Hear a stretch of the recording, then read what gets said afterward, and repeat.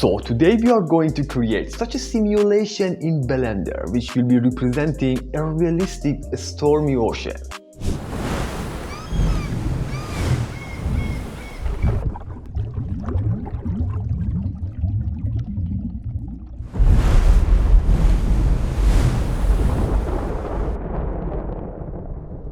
Then we will start adding more details, especially such an amazing sky which will absolutely complete our scene. So without any further ado, let's get this going. So to create the ocean, we need a mesh, and it could be any mesh. So let's delete the camera and the point light for now. Select the default cube and head over to the Modifiers panel. Add Modifier in the physics, select the Ocean Modifier.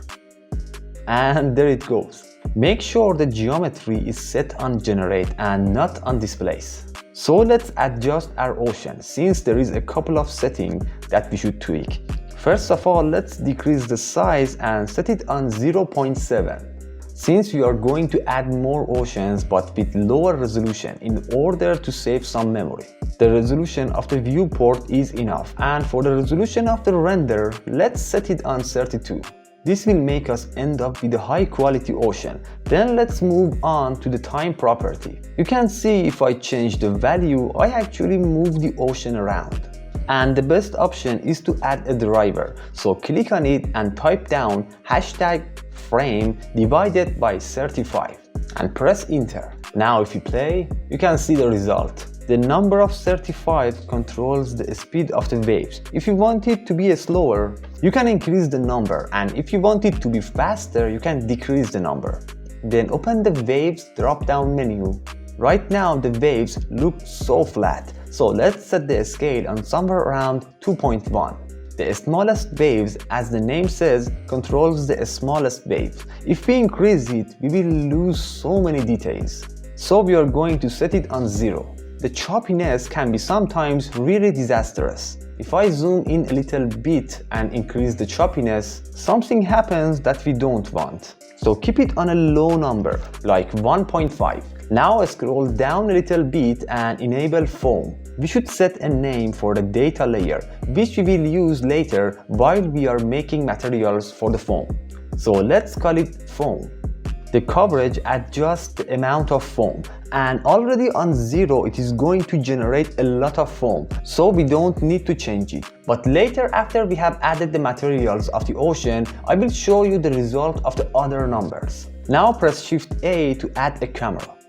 I want to have the camera at this point, so press Ctrl Alt and 0 on the numpad to set the camera exactly where you are looking at.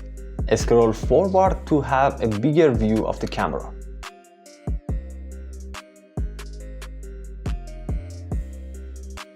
Since our ocean is small, we can see the end of the ocean, which is not appropriate. So press 7 on the numpad to go into top view.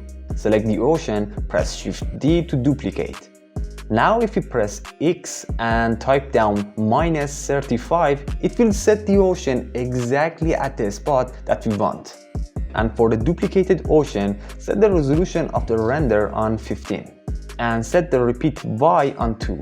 And unfortunately, we cannot increase the repeat X, because if we decrease the resolution, it will also affect the resolution of the main ocean. So instead, select the main ocean, press Shift D to duplicate. Now type down Y and then 35. And finally set the resolution of the last ocean on 15. And there it goes. But this one is going to have much more resolution than the others. Now let's set the camera. We are going to set it somewhere around here. It is going to follow the up and down movements of the waves, which will be really interesting. So hold down the Shift key and right click here to bring the 3D cursor over here. Then press Shift A in the mesh, add a plane. With the plane selected, press Tab to go into edit mode. Right click and choose Subdivide to add more geometry to this plane. And let's do it one more time. Press Tab again to go back into object mode. Then jump onto the Modifiers panel in the deform, give it the shrink wrap modifier. For the target, select the ocean. Let's set the viewport on the wireframe to have a better look. Now if you play, you can get the idea. The next step is to create a vertex group for the plane, which will come in handy later. So press Tab to go into edit mode, press A to make sure all the vertices are selected, and go to the object data panel. Create a vertex group and click on assign to assign all these vertices to this vertex group. Now we can switch back into object mode. Select the camera and go to the constraint panel. Add object constraint, select copy location. Then for the target, choose the plane. Now if you play, the camera doesn't move because it is copying the location of the origin point of the plane. And we need to apply the vertex group. So for the vertex group, select the vertex group that we created. And now the camera moves alongside with the plane. Next, enable the offset so we can move the camera to our desired location. Then to adjust the rotation of the camera in the object panel, set the X rotation on 90, Y on 0, and for the Z rotation, press 7 on the numpad to go into top view. Press R and rotate it like so. Now press 0 on the numpad to go into camera view. And if we press R twice, we can further adjust the camera, like so. Then go to the camera panel and set the focal length on 24, so that we will have a wider view. Now everything is fine, but we can add a little random rotation for the camera rotation. So go to the first frame and with the camera selected, press I to make a keyframe for rotation. Then come over here and split the screen and set this one on Graph Editor. Open this menu, which includes the rotation keyframe on different axes. So select the X rotation. Then if you don't have the side menu open, press N to open it. Select the Modifiers tab, add modifier and choose the noise modifier. Now if you press the home key, we can see the noise modifier in the graph editor. But if we play, we end up with something like this. The amount is just too harsh. So to decrease this, in the graph editor, set the scale on 25 and a strength on 0.2. Now it is going to be much better. And to copy this modifier to the other rotation axes, select this icon which says Copy F Modifier. Select the Y rotation, then click on this icon, Paste F Modifier. Now both the X and the Y axes have the same noise pattern. So to give it some randomness, for the Y axis, set a different phase number. I set it on 50. Then select the Z rotation and paste the modifier. And simply set a different phase number. We can also decrease the noise modifier of the Z rotation by increasing the scale number. I set it on 35. Now we can close this menu. Now it is time to add a 3D model that will be floating in front of the camera. I'm going to use this model. The link to download it is in the description. So to do that, select this plane, press Shift D to duplicate the plane and place it somewhere around here. Then open File, Append, and find the folder where you have downloaded the file. Double-click on the blend file, open the collection folder and select the boy collection and click on Append. And before doing anything, just to make sure, press M and move it to a new collection, call it boy. Why not? Now if I move it up a little bit, we can see that there is an empty plane axis. If we select and press G to move it, we can move the entire thing. So with the empty axis selected, go to the constraint panel, add object constraint and choose copy location. For the target, choose this plane. And don't forget to apply the vertex group here. And one thing to mention, if we select this plane object in the shrink wrap modifier, the wrap method is set on nearest surface point, which may sometimes result in some weird results. As you can see, the movement here is a little harsh and weird. So to fix that, set the wrap method on project. And if something like this happens for you, just press G and move it down. Now it will work properly. And you can see what a smooth movement we have here for the boy object. Also do the same thing with the plane below the camera.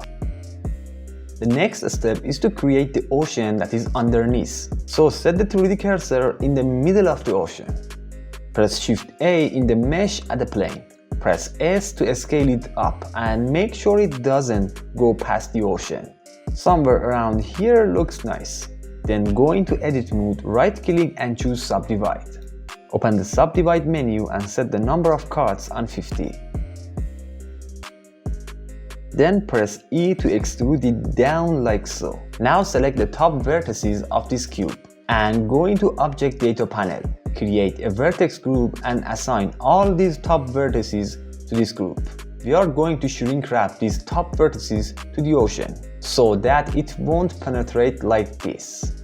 We also need to duplicate this ocean which has low resolution. We will use it as the shrink wrap target for the top vertices. So with it selected, press Shift D to duplicate. Right click to drop it. Then in the Modifiers panel, set the Repeat X on 2. Set the viewport and render resolution both on 5. So it is really low poly. Now press F2 and rename it to Shrink Wrap Ocean. Finally turn it off in both viewport and render. We will use it later. Now select the cube. In the Modifiers panel, add a Shrink Wrap modifier. Set the target on the Shrink Wrap Ocean and apply the vertex group that we created for the vertex group here. Now let's add a particle system which will work as rain. So Shift A in the mesh add a plane. Press S to scale it up, then press F2 and rename it to rain to stay organized. Now press G then Z to move it up. Jump into the camera view to make sure this rain plane is not visible in the camera view. And we need to move it up again. Now press Shift A to add an icosphere this time. And here you can set the subdivision on 3. We are going to use this icosphere as our particle object. Then press G and move it aside. Now press period on the numpad to set the focus on it. Press tab to go into edit mode and then select this top vertex. Turn on proportional editing. Press G and move it up. Scroll forward or backward to adjust the affecting area. And this will be the raindrop. Right click and shade auto smooth. Now select the rain plane and go to the particle panel and add a particle system. If you want more raindrops, increase the number. So I set it on 2000.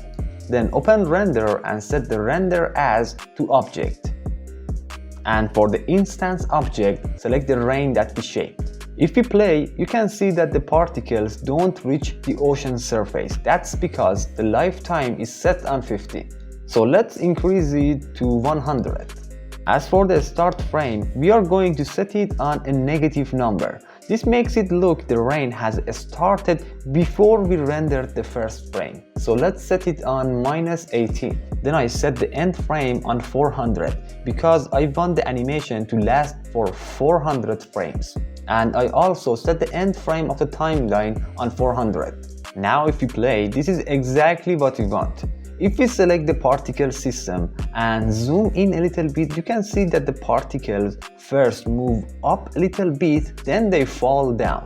To fix this, open the velocity and set the normal on 0 and set the Z direction on -1. Now they don't move up and they just fall straight down. Then in the render, you can tweak the scale of the particles or even give them some randomness.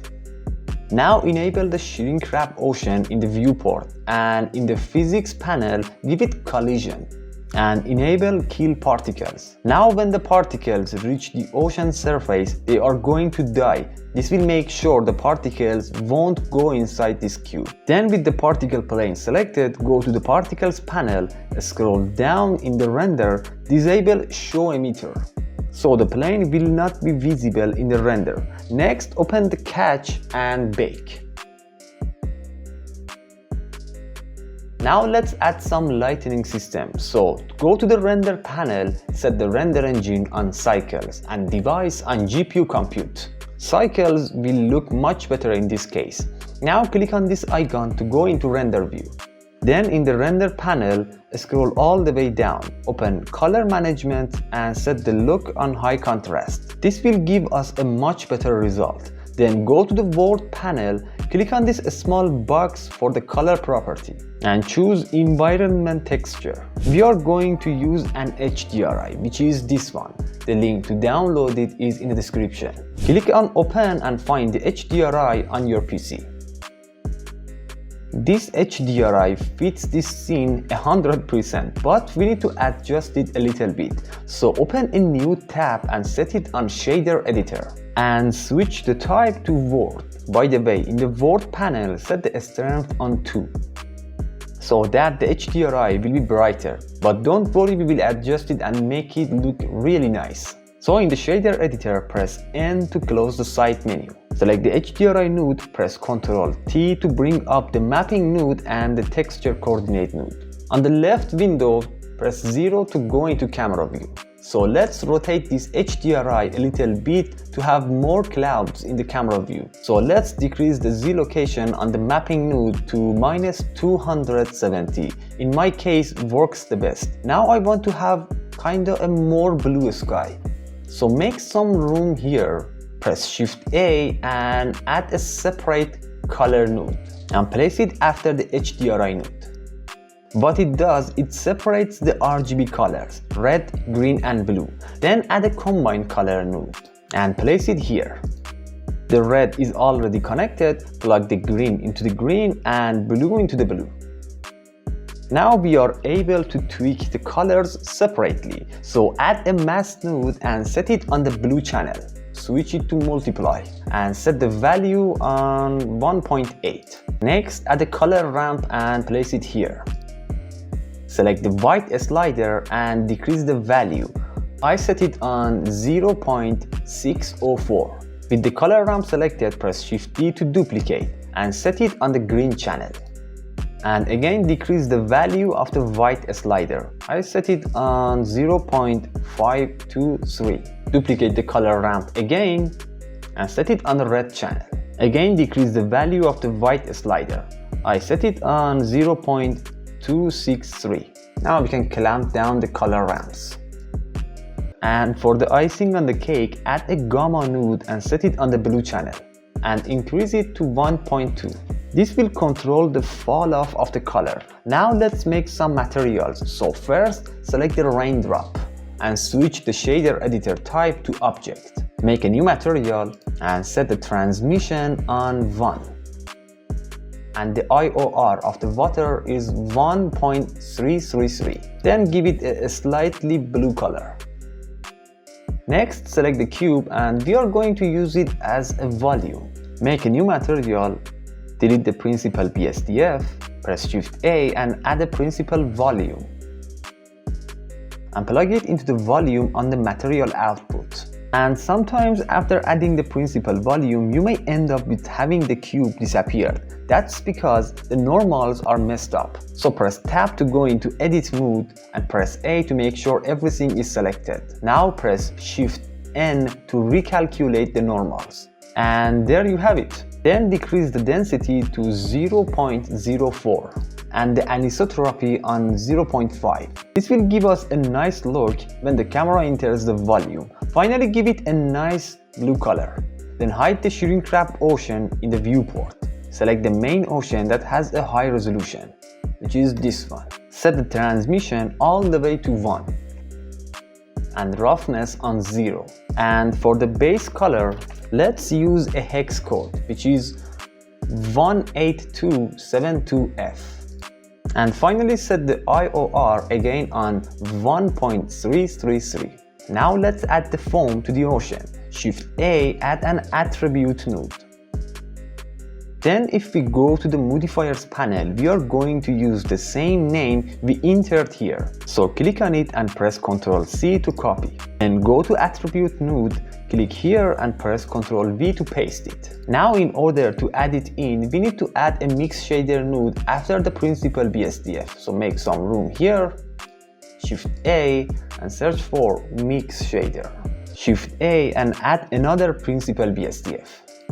Plug it into the mix shader. Then plug the FAC on the attribute node into the FAC on the mix shader. And there we have our foam. But we cannot see much right now since the resolution of the viewport is set on a low number. If we set it on 32, we can actually see what we are going to achieve after we render our animation. Now it is much better. So let's control this foam. Add a mask node and place it after the attribute node. Switch it to multiply, and this value here controls the strength of the foam. So I set it on 4 for now. Then add a color ramp after the mask node. This will help us clamp down the foam. If I drag this black slider to the right, you can actually get the idea. And if you think the foam is just too much, you can decrease the number here. So set it on 3, I guess. Yeah, it will be much better. And by the way, now you can see how much the sky and the ocean match each other. Their color, their strength, or anything else. Now on the second principal BSDF, set the roughness on 0.1. By doing that, we get even more details. Okay, we are done with the ocean material. Let's rename it to ocean, why not? Now if in your case the other oceans are not applied with the same ocean material automatically, just select one of them, open this drop down menu and choose the ocean, and it will be applied to it. And you can also do it with this one. Now we can select the main ocean and set the viewport resolution back down on 7. You can really see the difference. So everything is set up, and the final step is to animate the camera, which will go down into the ocean, then it goes up to the surface again. So go into camera view and then select the camera. So right about here, when this big wave is coming up, I want the camera to start sinking down into the ocean, about frame 115. So press I to make a keyframe for location. Then move forward the CTI somewhere around frame 160. Press G then Z to move down the camera. Somewhere around here looks nice. Press I to make another keyframe for location. Let's take a look. Let it be down there for a little while. Then on frame 240, press I to make another location keyframe. Move to frame 290 and press G then Z to move it up. And make the last keyframe. Now let's take a look.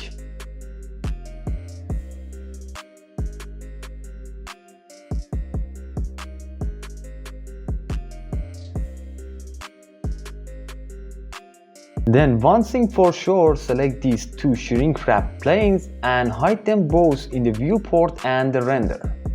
Now go to the render panel and enable motion blur. So see you next time.